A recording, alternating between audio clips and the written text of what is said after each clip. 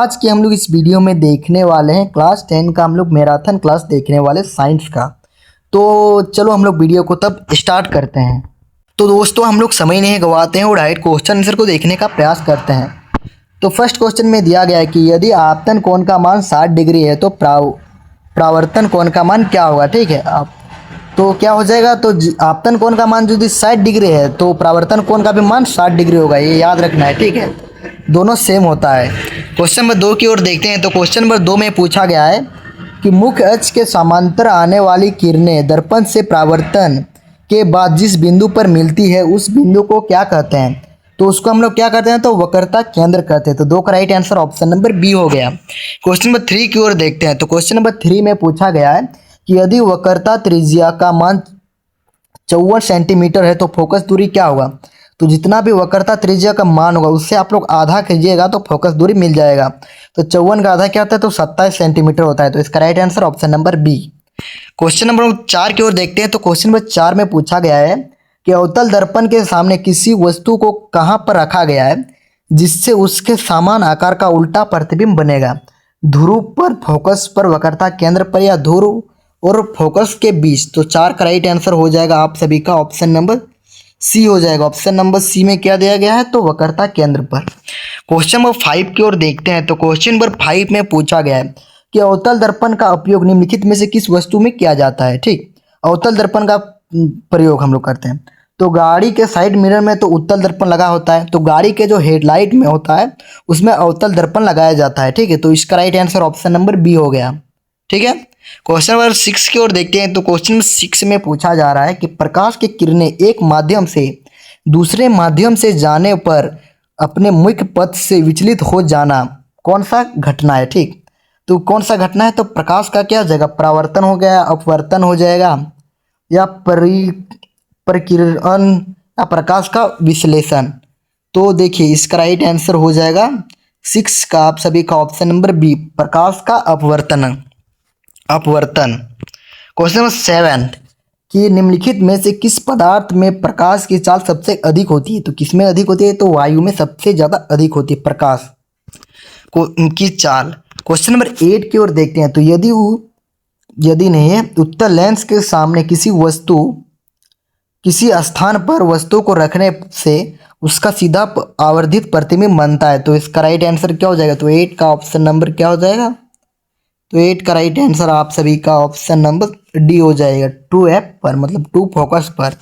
Question number 9 की ओर देखते हैं कि लेंस की क्षमता का मात्रक क्या होता है, मीटर, सेंटीमीटर, डायप्टर या किलोमीटर।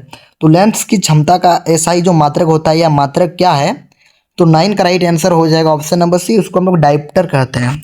क्वेश्चन नंबर 10 की ओर देखते हैं। तो यदि सेंटीमीटर 10 सेंटीमीटर ऊंचा एक वस्तु किसी लेंस के सामने रखा गया जिससे वह 3 गुना बड़ा प्रतिबिंब बना, उस लेंस द्वारा उत्पन्न आवर्धन क्या कहलाता है। तो इसका राइट आंसर क्या हो जाएगा, यहाँ पर 3 दिया गया है, तो इसका राइट आंसर ऑप्शन नंबर 3।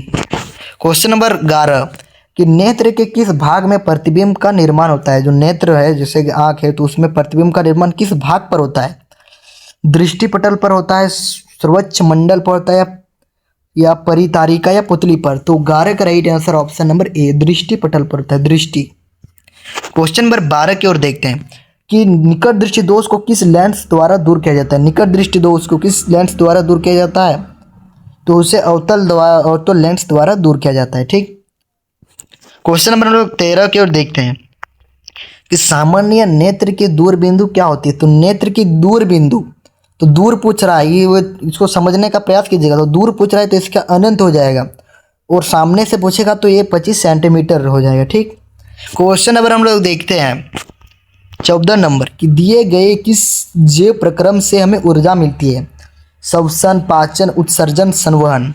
तो ऊर्जा किससे मिलती है, तो हम लोग को श्वसन से मिलती है। तो इसका राइट आंसर ऑप्शन नंबर ए हो जाएगा। क्वेश्चन नंबर 15 की ओर देखते हैं कि चिप्स के पैकेट में विघृत गंधिता से बचने के लिए कौन सा गैस डाली जाती है। तो देखो चिप्स के जो पैकेट होते हैं उसमें देखो फूला हुआ रहता है ना, तो उसमें नाइट्रोजन गैस को डाली रहती है। ठीक, तो ये क्वेश्चन याद कर लेना है। क्वेश्चन नंबर 16 की ओर देखते हैं कि जंग लगना किस प्रकार की अभिक्रिया है। मतलब किसी भी चीज़ जैसे लोहे की वस्तु को हम लोग जंग लगता है तो उसमें किस प्रकार का अभिक्रिया होता है, ठीक। तो 11 का राइट आंसर, 16 का राइट आंसर ऑप्शन नंबर क्या हो जाएगा, तो ए हो जाएगा, संयोजन। क्वेश्चन नंबर 17 की ओर देखते हैं कि दिए गए अभिक्रिया में किस पदार्थ का उपचयन हो रहा है, तो इसमें उपचयन किसके बारे में हो रहा है, तो 17 का right answer option number C, देखिए जीन का, मतलब यहाँ पर जो देखिए एरो का निशान है ये उपचयन हो रहा है, तो इसका right answer option number C. Question number 18 की ओर देखते हैं कि दिए गए कौन सा रासायनिक समीकरण संतुलित है, मतलब ये कौन सा संतुलित या असंतुलित, तो देखो NO3 दिया गया, NO3, तो इसका राइट आंसर क्या हो जाएगा, तो ऑप्शन नंबर ए ही हो जाएगा, ठीक, क्या हो जाएगा, तो ए। अब क्वेश्चन नंबर हम लोग 19 की ओर देखते हैं, तो 19 में पूछा गया है कि लोह चूर्ण पर तनु हाइड्रोक्लोरिक अम्ल डालने से क्या होता है, तो 19 का राइट आंसर ऑप्शन नंबर क्या हो जाएगा, हाइड्रोजन गैस एवं आयरन क्लोराइड बनता है। क्वेश्चन नंबर 20 की ओर देखते हैं, तो 20 में पूछा गया है कि दिए गए पदार्थों में कौन रंगीय सूचक को तरह व्यवहार करता है, मतलब रंगीय सूचक की तरह व्यवहार करता है, लौंग, लिटमस, वेनिला या प्याज। तो देखो किसी भी जो रंग होता है तो उसको हम लोग सूचक को व्यवहार करते हैं, उसको हम लोग लिटमस कहते हैं, तो क्या हो जाएगा, तो 20 का ऑप्शन नंबर बी हो जाएगा, B is the right answer. Question number हम देखते हैं 21 कि हड्डियों को जोड़ने के लिए डॉक्टर किस लवण का प्रयोग करते हैं। देखो जो हड्डियों को जोड़ने के लिए, जैसे कि हड्डी टूटता है तो आप लोग प्लास्टर लगाते हैं, ठीक है, तो उसके लिए इसमें पूछा गया कि उसके लिए हम लोग किस चीज़ का यूज किया जाता है, मतलब किस किस चीज़ का, तो CaSO4 और 1/2H2O ये सभी का इसमें यूज किया जाता है, ठीक है। जैसे हड्डियों को जोड़ने के लिए किसी का भी हाथ पे टूटता है तो प्लास्टर लगाया जाता है ना, तो उसमें इसी चीज़ का ही यूज किया जाता है, ये फॉर्मूला को आप लोग याद कर लेना है, ठीक। क्वेश्चन नंबर 22 को देखते हैं कि प्लास्टर ऑफ पेरिस का सूत्र क्या है, तो प्लास्टर ऑफ पेरिस का क्या हो जाएगा, तो ऑप्शन नंबर सी जो अभी बताए वही होगा। क्वेश्चन नंबर 23 की ओर देखते हैं कि दिए गए समीकरण में कौन सी अभिक्रिया हो रही है, तो 2H2 प्लस O2 एरो का निशान दिया गया है और H2O दिया गया है, तो इसमें क्या चीज़ हो रहा है, तो 23 का जो हो रहा है वो ऑप्शन नंबर है, संयोजन अभिक्रिया हो रहा है, ठीक। क्वेश्चन नंबर हम देखते हैं 24 नंबर, तो 24 नंबर में पूछा गया कि खट्टे फल में कौन सा अम्ल पाया जाता है। देखो जो खट्टा फल होता है उसमें किस प्रकार का अम्ल पाया जाता है, क्वेश्चन नंबर 24 में, तो इसमें पाया जाता है सिट्रिक अम्ल, और दही में और टमाटर में ये सभी में किस प्रकार का अम्ल पाया जाता है, तो लैक्टिक अम्ल और ऑक्सैलिक अम्ल, ये सभी का यूज किया जाता है। और आप लोगों को ये अम्ल के बारे में पूछना है कि क्या चीज़ का क्या अम्ल के बारे में होगा, क्या क्या सिट्रिक किस में होता है, जैसे कि, तो आप लोग कमेंट कीजिए, मैं उसका एक शॉर्ट्स वीडियो आप लोगों को तैयार करके दूंगा, तो उसी को आप लोग देख लेना है और आप लोगों को एग्ज़ाम में अच्छा से अच्छा अंक ले आना है, ठीक। तो आप लोग को ज़्यादा से ज़्यादा शेयर कर लेना है, ठीक, इस वीडियो को। और यदि आप लोग इस चैनल पर न्यू है तो इस चैनल को सब्सक्राइब कर लीजिए, ताकि मैं ये मैराथन क्लास 1 है, ताकि मैं आप लोगों के लिए मैराथन क्लास 5 तक ले जा सकूं, ठीक है। तो आप लोग इस वीडियो को कम से कम 100 लाइक कर देना है, तभी मैं इसका पार्ट 2 लाऊंगा और 5 सेट तैयार करके रखा हो, तो आप लोग यदि कमेंट कीजिएगा तो मैं सभी को भी बताने का प्रयास करूंगा, ठीक। क्वेश्चन नंबर 25 की कोई विलियन अंडे के पीसे हुए कवक से अभिक्रिया एक गैस उत्पन्न करता है जो चूने के पानी को दूधिया कर देता है, तो उसको हम लोग क्या कहते हैं, उस विलियन को हम लोग क्या कहते हैं, तो 25 का right answer option number C, उसको क्या कहते हैं, तो LICI। 25 का ऑप्शन नंबर क्या हो जाएगा, तो सी।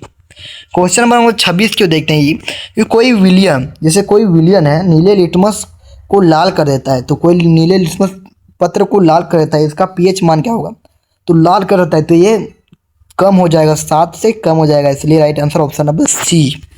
क्वेश्चन नंबर 27 में पूछा गया है कि अमीबा अपने किस अंग में भोजन का पाचन करता है, ठीक है। अमीबा जो होता है वो किस अंग में भोजन को पाचन करता है, ठीक है, तो मुंह में करता है, केंद्रिक में, या कुटपाचन में, या खाद्य रिक्तता में, तो 27 का right answer option number D, खाद्य रिक्तता में। क्वेश्चन नंबर 28 की पाचन प्रक्रिया में आमाशय में कौन प्रोटीन का पाचन करता है, तो प्रोटीन, तो 28 का right answer option number C, pepsin.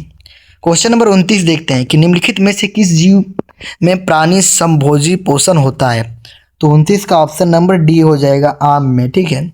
Question number 30 पूछा गया कि मानव हृदय में कितने कोष्ठ होते हैं। देखो मानव हृदय में जो कोष्ठों की संख्या जो होता है वो 30 का हो जाएगा ऑप्शन नंबर डी। और मछली के कितना होता है, तो 2 होता है। ये दोनों को भी याद कर लेना है, ठीक। तो आप लोगों को ये वीडियो अच्छा लगा तो अपने दोस्तों के साथ ज़्यादा से ज़्यादा शेयर करें, और यदि आप लोग इस चैनल पर न्यू है तो सब्सक्राइब करें और कमेंट करें और लाइक करें। जय हिंद, वंदे मातरम।